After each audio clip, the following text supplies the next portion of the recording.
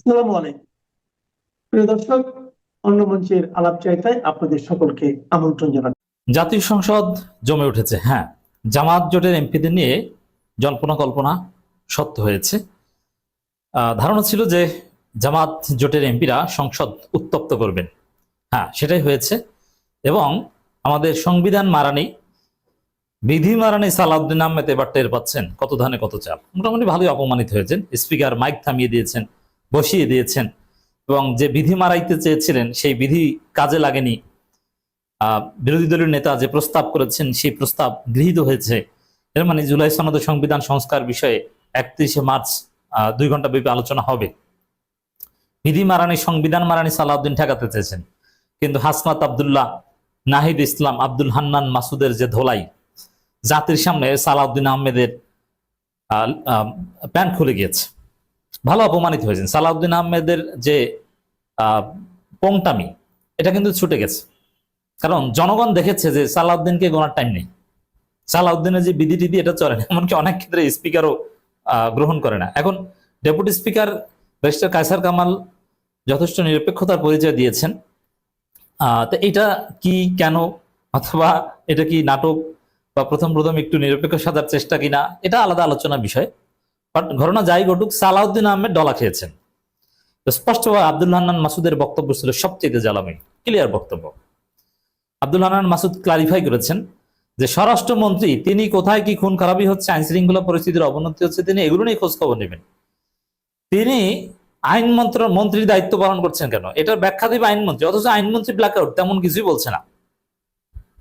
তো দর্শক, আবার নাহিদ ইসলামকে থামানোর চেষ্টা, বিএনপির এমপিরা দাঁড়িয়ে যাওয়ার চেষ্টা, জামাত এমপিরা রাগ হয়ে এখানে থাকার কি দরকার, বিরোধী দলের এমপিরা একথাও বলছেন। তো ওভারঅল এক কথায় যদি বলি, সংসদের যে মুলতবি অধিবেশন তৃতীয় দিনের মধ্যে শুরু হয়েছে, এই সংসদ জমে উঠেছে। এটা একটা সৌন্দর্য। এবং আমি সিগনিফিকেন্টলি দেখেছি, যেটা অতীতে কখনো ঘটেনি, যে এদেশের তরুণ প্রজন্ম এবং জনতা সংসদ দেখছে। একটা সময় বিটিভিতে বা রেডিওতে, আমরা যখন ছোট ছিলাম, আমি 2001 থেকে 2006 পর্যন্ত, বয়সে খুব ছোট ছিলাম, 2006 সালে সম্ভবত 7 বা 8, 9, 7-এ পড়ি হয়তো। কিন্তু একদম ক্লাস 5-4 থেকেই সংসদ শুনি, রেডিওতে শুনতাম। বিটিভি দেখারও সুযোগ আমাদের হয়নি, রেডিওতে শোনার সুযোগ হয়েছিল। ব্যারিস্টার জমিরুদ্দিন সরকারের উপস্থাপনা শুনতাম, ভালো লাগতো। এছাড়া প্রেসিডেন্ট আব্দুল হামিদ, তিনি যখন স্পিকার ছিলেন আওয়ামী লীগ আমলে, তার উপস্থাপনাও ভালো লাগতো। কিন্তু এখনকার প্রজন্ম ঘন্টার পর ঘন্টা সংসদ, ফেসবুক লাইভ দেখছে। টেলিভিশন, রেডিও দরকার নেই, ফেসবুকে দেখছে। এবং যারা লাইভ দেখতে পাচ্ছেন না, তারা মিনিমাম কাটপিস সংক্ষিপ্ত বক্তব্য শুনছেন, মন্তব্য করছেন, এগুলো নিয়ে আলোচনা করছেন। তো একটা বিষয় এখানে ভালো, যে সংসদ পুরো জাতির আলোচনার কেন্দ্রবিন্দুতে পরিণত হয়েছে, যেটা হাসিনার আমলে ছিল না। যেমন হাসিনার আমলে 18 সালের পর থেকে তো ফেসবুক ব্যাপক জনপ্রিয়, এটা তো নিঃসন্দেহে বলা যায়। কিন্তু সংসদে কে কি বললো, এগুলো নিয়ে কোনো আলোচনা ছিল না। কিন্তু এখন ফেসবুক ঢুকলেই সংসদময়। সংসদে 18 সাল থেকে 24 সাল পর্যন্ত, অথবা 24 সালের পর যতদিন ক্ষমতায় ছিল হাসিনা, সংসদের কোনো ছবি টবি, এটা তেমন কোনো আলোচনার বিষয় ছিল না, কারো কোনো আগ্রহই ছিল না। 14 সালের পরই সংসদ আগ্রহ হারিয়েছে। কিন্তু এবার দেখেন, সংসদে প্রত্যেক এমপির ছবি বা তার বক্তব্য, এগুলো জাতীয় রাজনীতির আলোচ্য বিষয়, চায়ের দোকানের আলোচ্য বিষয়। সেই হিসাবে যেহেতু একদম প্রান্তিক পর্যায়ে সংসদের কার্যক্রম নিয়ে আলোচনা হয়, মানুষ দেখে, মূল্যায়ন করে, চায়ের দোকানে আড্ডায় বলা হয়, স্বামী স্ত্রী ঘুমের আগেও আলোচনা করে। সেক্ষেত্রে সালাউদ্দিন আহমেদ যে ধরা খেয়েছেন, যে পংটামি করতে, যে বিধি মারাতে, যে মানে এই যে সংবিধানের দোয়ায় বিধিমালা লোক, এইসব কথা বললে আর অপমানিত হতে হয়। এই সংবিধান ফলো করি, এটা কোনো গর্বের বিষয় না, এটা লজ্জার বিষয়। তা দিন শেষে সালাউদ্দিন আহমেদ টের পাবেন, অলরেডি পাচ্ছেন, যে কত দানে কত চাল। এবং জুলাই সনদ, সংবিধান সংস্কার, এগুলো এড়ানো যাবে না। এবং আব্দুল হান্নান মাসুদদের যে হুঙ্কার, যে গুলি খেয়ে আন্দোলন করেছে, আবার গুলি খাবো, প্রয়োজনে রাজপথে নামবো। অতএব আমার মনে হয় যে এগুলো নিয়ে যদি বেশি পংটামি সালাউদ্দিন করতে যায়, এগুলোকে সালাউদ্দিন যেটা করছেন, ওটাকে আখ্যায়িত করার জন্য পংটামি, দুষ্টামি, ফাজলামি, সংবিধান মারানি, বিধি মারানি, এছাড়া অন্য কোনো সম্মানজনক শব্দ ব্যবহার করা যায় নাই। কারণ এটা একটা ফেসিবাদী আচরণ। এবং সালাউদ্দিন আহমেদ যেটা করছেন, এটা সুস্পষ্টভাবে শিলং থেকে ট্রেনিং নিয়ে এসে ভারতের এজেন্ডা বাস্তবায়ন করছেন। জুলাই সনদকে, জুলাই অভ্যুত্থানের স্পিডকে ধামাচাপা দেওয়ার চেষ্টা করছেন। অতএব তার এই কার্যক্রম নিঃসন্দেহে নেতিবাচক। পুরো জাতিকে বোঝানো দরকার। আব্দুল হান্নান মাসুদের মতো প্রত্যেক এমপির প্রতিবাদ করতে, হুইজ সালাউদ্দিন, শিলং থেকে সেই লোক এত চালাকি করছে কেন? তার অবদানটা কি বাংলাদেশে? এক একজন এসেছে জুলাই বিপ্লবের সময়, কোনো খবর নাই, উন্নত দেশে 5 স্টার লাইফ লিড করেছে। সেই বিদ্যুৎ ও জ্বালানি মন্ত্রী ইকবাল হাসান মাহমুদ টুকু, আবার এসেছে এই শিলং সালাউদ্দিন, এরা এসে পুরো জাতিকে ডমিনেট করবে। না, জাতি যেটা মেনে নেবে না, এটা স্পষ্ট হয়েছে। দর্শক, হাসনাত আব্দুল্লাহ, নাহিদ ইসলাম, আব্দুল হান্নান মাসুদ, ডাক্তার শফিকুর রহমান, এদের বক্তব্য ছিল শোনার মতো, দেখার মতো, আকর্ষণীয়। জামাতের অন্যান্য এমপিদের পারফরমেন্স এখনো ওইভাবে জমে ওঠেনি। তবে শিশির মনির থাকলে যে আসলে ভালো হতো সেটা স্পষ্ট। অনেকে বলেন সরওয়ার তুষার থাকলে, সরওয়ার তুষার কিছু ফিক্সড বিষয় আলোচনা করতে পারেন, কিন্তু উপস্থিতভাবে এই সালাউদ্দিনের পোংটামের জবাব সবচেয়ে ভালোভাবে দিতে পারতেন শিশির মনির। কিন্তু সব জায়গায় বিধি মারানোই এর জবাব বিধি দিয়ে দিতে হয় না, এগুলো বিপ্লবী স্টাইলেই দিবে।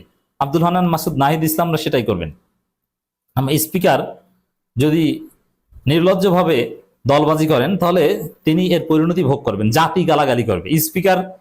স্পিকারকেও পালাতে হয়, এটা আমরা দেখেছি 5 আগস্ট। অতএব স্পিকার কেউ ছাড় পাবে না। স্পিকার নিরপেক্ষ না এই কথা বলে কেউ ছাড় পাবে না। ডেপুটি স্পিকার কিন্তু এখন জেলে। এই স্পিকারদের জন্য এটা একটা বার্তা। দর্শক, খবর এটা হচ্ছে যে সালাউদ্দিন যে ধরা খেয়েছেন তার প্রমাণ। জুলাই সনদ ও সংবিধান সংস্কার নিয়ে সংসদে আলোচনা 31শে মার্চ। তো এটা বিধির আড়ালে আরো পরে বা ধামাচাপা দিতে চেয়েছিলেন। তবে স্পিকারের ভূমিকা এখানে সন্তোষজনক।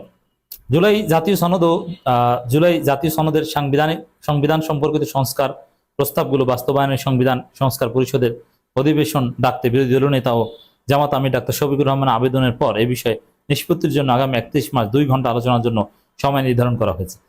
তো এটা টু লেট এবং কম, তারপরে এতটুকুই ঠেকাতে চেয়েছিলেন। তারপরে যতটুকু 2 ঘন্টার সময়, এই 2 ঘন্টা তুমুল উত্তেজনা বিরাজ করবে সংসদে 31শে মার্চ। জাতীয় সংসদের অধিবেশনের প্রশ্নোত্তর পর্বের শেষে deputy speaker barrister Kaiser Kamal এই দিন ধার্য করেন। সালাউদ্দিনের মাইক বন্ধ করে তাকে থামিয়ে দিয়ে এই দিন ধার্য করতে হয়েছে। আপনি চিন্তা করেন সালাউদ্দিন শিলং থেকে কি ট্রেনিং নিয়ে এসেছে। জাতি দেখুক সালাউদ্দিনরা জুলাইয়ের সাথে কি গাদ্দারি করছে। করবেই তো, তিনি তো আর জুলাইতে ছিলেন না, তিনি ছিলেন উন্নত বাংলো বাড়িতে, 5 স্টার মানের বাংলো বাড়িতে। তবে পয়েন্টের বর্ডারে দাঁড়িয়ে স্বরাষ্ট্রমন্ত্রী সালাউদ্দিন এ বিষয়ে আলোচনা না করে পরবর্তীতে সংবিধান বিশেষজ্ঞদের মতামত, দেশের বিশিষ্টজনদের সঙ্গে আলোচনার পর জুলাই সনদ সংস্কার নিয়ে সিদ্ধান্ত নেওয়ার আহ্বান জানান। কিন্তু deputy speaker barrister Kaiser Kamal সিদ্ধান্ত দিয়ে দেন যে 31শে মার্চ বিকাল 3টা থেকে 2 ঘন্টা ব্যাপী এই বিষয়ে আলোচনা অনুষ্ঠিত হবে। তবে স্বরাষ্ট্রমন্ত্রী দাঁড়িয়ে আবার এই বিষয়ে কথা বলছেন, স্পিকার স্বরাষ্ট্রমন্ত্রী মাইক বন্ধ করে দেন। মজা না? হ্যাঁ, এটাই মজা। পরে স্পিকার বলতে থাকেন, মাননীয় মন্ত্রী আপনি বসেন, my decision have been pronounced, অর্থাৎ আমি আদেশ দিয়ে দিয়েছি। মজা হতো যদি এখানে সালাউদ্দিনের যে পোংটামিটা এটা যদি ব্যারিস্টার মাহবুবউদ্দিন খোকন করতেন। এমনিতেই এই ডেপুটি স্পিকারকে মাহবুবউদ্দিন খোকন পরকিয়া, কুলাঙ্গার এইসব কথাবার্তা বলেছেন, তো জমত।